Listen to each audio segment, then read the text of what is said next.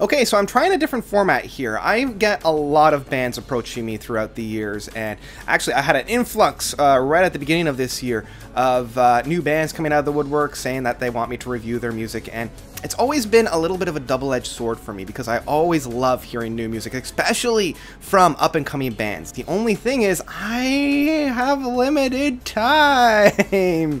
I try so hard to make time for these bands, but they always get lost in the fold. The other thing is, if I do like a full-length album review for a lot of these guys, they get lost in the shuffle, and it hurts me when I see that. When I see that, you know, I spent all this time on a band and they only get like 200 views on my page, and that's not fair to them. Like, they should be getting just as many, if not more, of the prominent bands, because we already know what the prominent bands sound like. So I've been racking my brain over how I'm going to showcase them, and I finally came up with this new segment called Best Bets. These are the guys that have approached me that I've listened to their music and I've just really enjoyed it in one way or another. This will allow me to cover 3, 4, 5 different bands in a quick succession so you guys can come out and check them out, because if I give a full-length review of a lot of these guys, sometimes you're going to get bored, you haven't really heard it, so I'm just going to give like surface level, really quick thoughts of mine that I've had when I listen to these guys, and I've kind of let you go out there and discover these guys, because that's really what I want to have happen. And the first one that I want to showcase is Iako.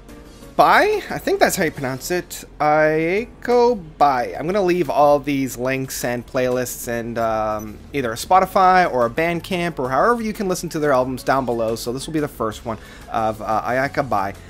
Again, I think that's how you pronounce it. As you guys know, I'm terrible with pronunciation, and I'm really sorry if I've given these guys not their dues. And these guys have reached out to me a number of times, and every time I'm like, don't worry, I'm going to cover you guys, but I just haven't been able to find the time, and I feel really bad that I haven't been able to do that, because they keep reaching out being like, hey, you said you would, where is it? So I figured there's no other band that I wanted to start this whole segment off with more than Iako. These guys are great. It's a 4-piece, not necessarily like a straight up metal band.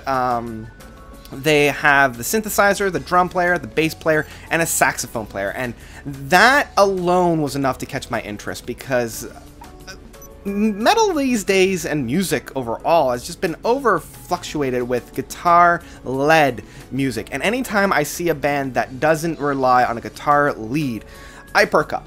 And when I found out that this was a conglomeration, because at first when I saw this I thought, oh, okay, so they're replacing the guitars with a saxophone. That's interesting, but that's not necessarily the case.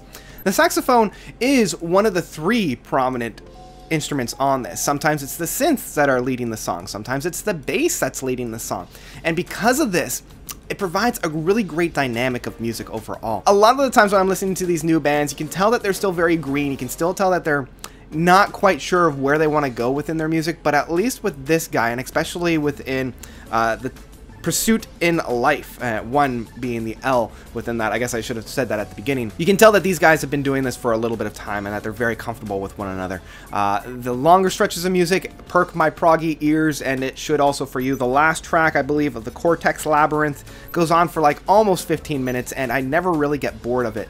The only thing that I would recommend for these guys is to really hone in and tighten up the playing style, because I know that they are really tight when they're playing, but more isn't necessarily better. Like when I go back and I listen to a lot of my favorite albums, a lot of them are between 30 and 40 minutes, so you don't need to cover a whole hour or more of music. Sometimes less is more. So definitely check these guys out. I've been listening to this a lot through last year because I was really getting into it, and I just unfortunately couldn't find the time to really talk about it. Now, the second band that I want to mention is Crossing the Rubicon.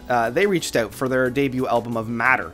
This is a purely instrumental gent metal band. I want to talk a lot more about how awesome these guys are, but the thing that's kind of stopping me from really gushing is the fact, and I don't want to say that they're a generic gent metal instrumental band, but there's a lot of bands out there that are pretty much doing the exact same thing that Crossing the Rubicon is doing. So if you're a fan of that purely instrumental gent style of music, you know, bands such as Mammoth, even like Tesseract or Periphery, or those like really big gent metal type of bands, then check these guys out. They're probably going to be right up your alley because they are masters of their craft. They really showcase that they know what they're doing. Like, they don't sound green at all. They sound like they've been doing this for quite a while, and this doesn't even feel like a debut album. This feels like this could have been their third or fourth album, because they've polished away all the things that don't necessarily work. But at the end of the day, it still is just a generic gent instrumental band. I was looking and actively looking for something that sets these guys apart, and the only thing that kind of perked up every once in a while is the use of a synthesizer every once in a while, and I thought that that really elevated the album a little bit. I love the synthesizers, and whenever you come in with a mellotron or a Hammond organ or any organ at all, you're going to perk my ears, and that is something that hasn't been used a lot within the gent core or the gent metal. So I thought that kind of distanced them from the other bands, but if you put this in with another type of gent instrumental band, for me, I wouldn't have really been able to tell them apart, just because that identity wasn't as crystallized as I thought it was. But it was still fantastic music. Like, don't get me wrong, this album has amazing gent metal. There was a lot of moments where I'm like, damn, that was a really great hook, or damn, that was a really great drop, or that was a really great movement. There is a moment within Crossing the Rubicon's Matter where they have this clip of like this news broadcaster saying, a guy on acid or LSD realizes that matter is all energy that's been slowed down. And I'm like, guys, Tool already used this clip, and it's less of a homage and less of a, hey, we know what we're doing, and more of a plagiarizing thing. Don't do that, please. One of the biggest gripes that I have is when an artist essentially just rips off something that another artist has done. And there's a difference between wearing influences on your sleeves and blatantly ripping off an artist. Don't do it. Please don't do it. Don't do it. If you want to do something like this, find your own little sound clip that's similar to it. Show an homage, but don't use the exact one, even if it is a little bit different. But if this is up your alley, then you're definitely going to love it. So go check out Matter by Crossing the Rubicon. Great, great work. Now, another one that really surprised me that came out, these guys asked me a couple weeks ago to check them out, and that is Cabinets of Curiosity, their first album of the Chaos game. This is a female-fronted and female-led band, and that alone I was just like, yes, we need a lot more of that, please. Fantastic work. This is more of like an avant-garde kind of an approach, very similar to Caterpillar. It's definitely that avant-garde. It has moments of metal, it has moments of rock in it, and they superfuse and combine all these different genres into their own little creative style.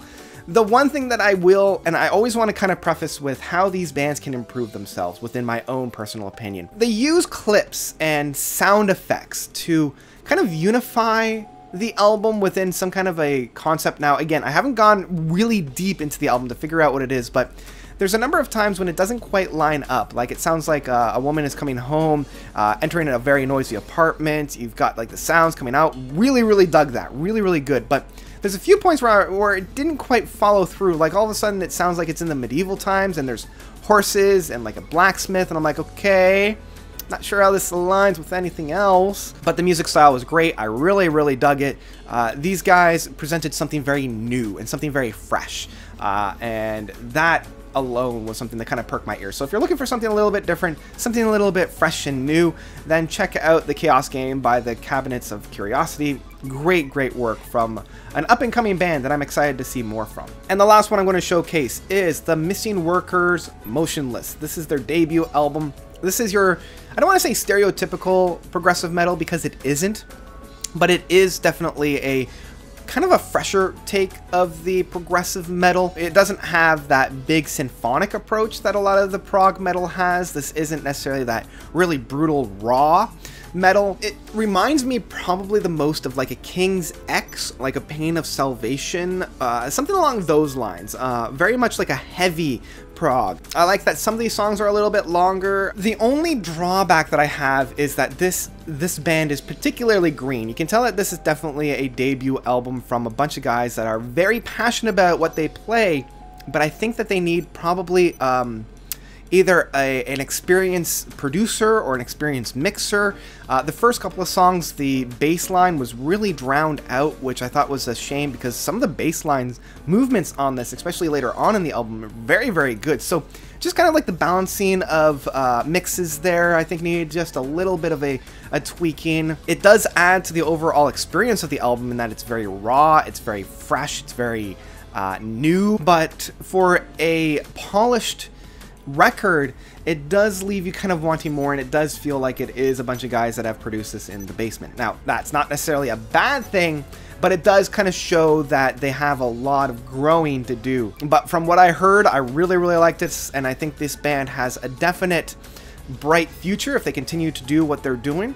And I think they're bringing back that metal that isn't just a blast beats, tear down the wall type of a styling, because that has been the predominant mythos or the predominant zeitgeist of the time for so long, that metal has to be this brutal, this intense experience, or this very glamour, this very larger than life kind of thing.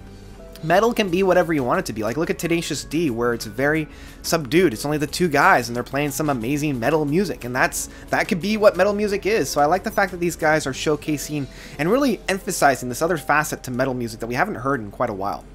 So that's about it. Those are the 4 albums that I'm going to be talking about, or I guess that I already did talk about, within this new segment of Best Bets. These are the best bets that I would say go and check out. These guys cover different gamuts of the metal and progressive rock music.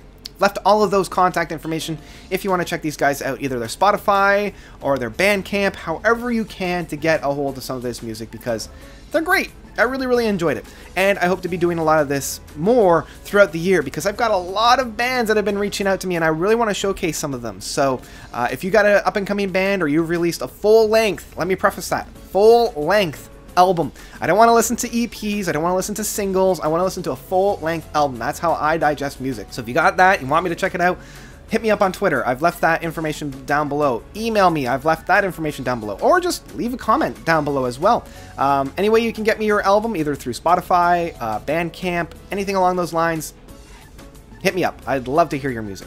And that's about it. Thank you guys so much for watching. You guys, as always, are definitely the best. And until next time, notes out.